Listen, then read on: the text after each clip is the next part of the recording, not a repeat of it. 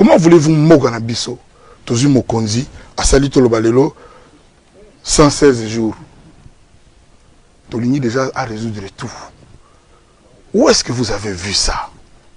Pour les Togos à atteindre la beauté, ma malamu, il y a un patient. Dans l'obité que mon conduit là, a parfait que non. C'est-à-dire, biso mo Togo le baté que non, tous en tout y en a go yima. Mais quand on a en internet, internet na biso kaka ya ko finga bato.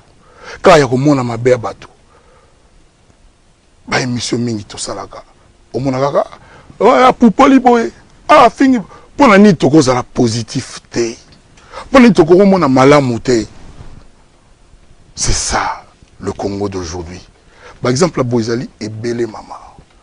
La Nzembo on a sali, makam na lobi angome, na zo hésité na lobangome. Ce qui to kanisi que, voilà n'a pas bien, surtout kanisi que, mon conduit to visika, quel que soit son talent, quel que soit son amour du pays, qui a aussi la makam tout kaka yemoko, tout se tromper.